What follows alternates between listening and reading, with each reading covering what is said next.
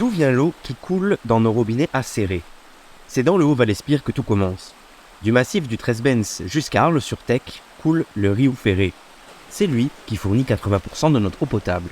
On prend l'eau du Riu Ferré à Arles, sur Tech. On potabilise cette eau à travers une usine. Donc on potabilise, on la filtre et après on la désinfecte avec de l'ozone. Une fois qu'on a fait ça, on les stocke dans deux grands réservoirs de 1000 m3, de 2 fois 1000 m3. Et ensuite vous avez deux canalisations qui descendent tout droit pour alimenter ces rues. Toute l'eau potable que nous utilisons passe donc par l'usine de production du SIAP à Arles. Pour permettre de comprendre son fonctionnement, elle ouvre ses portes. Là sur le Riu Ferré, on prend 295 m3. 295 m3 heure. Ouais, on a droit à 324. Consommation, débit, pression. Ici, dans la salle de contrôle, les données sont analysées en temps réel. On peut voir où et quand l'eau est utilisée. Par rapport à l'hiver, la production est 2 fois plus importante. Donc là, on se doute bien que ce n'est pas des gens qui viennent en vacances, et c'est des gens qui ouvrent les piscines. Ça, on le sait. Pendant ce temps, l'eau continue son cycle de traitement. Vous avez l'eau quand même plus claire, et après vous avez les 3 filtres à sable. Et là, l'eau est filtrée, et après elle est plus en contact avec la surface.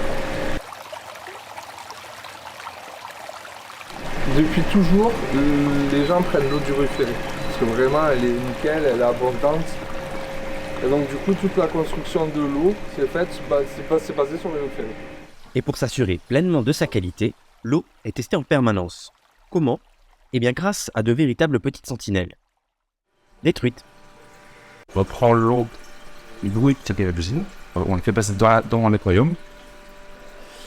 Et donc les truites sont hyper sensibles à tout ce qui est pollution. Donc elles sont vivantes, tout va bien. On a un radar qui vient contrôler les truites sont actives. Dès qu'elles baissent en activité, on a les alarmes. Et la deuxième alarme, toute l'usine s'arrête. Et c'est qu'il y a une pollution, c'est quelque chose qui va normal, quoi. Et si la qualité de l'eau est bien assurée, c'est en revanche la quantité qui inquiète. Car en parallèle du Riu Ferré, le SIAP dispose de forages dans la nappe d'accompagnement du Tech. Et cette année, les voyants sont tous au rouge. Normalement, en novembre et le reste de l'hiver, il pleut, il neige, donc ça se remplit. Puis après, au printemps, vous avez des pluies et la fonte des neiges. Donc le Riu Ferré qui remonte. Là, actuellement, depuis juillet dernier, on est sur le niveau d'étiage. Donc il n'y a pas eu de recharge. Et là, c'est pareil. Pour le Tech, normalement, les puits, là, des forages et des drains sont en équilibre avec le niveau du Tech. Si on est 20 cm en dessous du niveau normal, ça veut dire que vous avez 20 cm de moins sur le niveau du Tech. Ben, vous convertissez ça en débit et ben, vous vous retrouvez avec un débit qui est très inférieur à ce qu'il devrait être à l'heure actuelle. Donc c'est pas alarmiste, mais c'est pas normal. Le préfet a donc déclenché le niveau crise du plan d'alerte sécheresse. C'est l'échelon le plus élevé.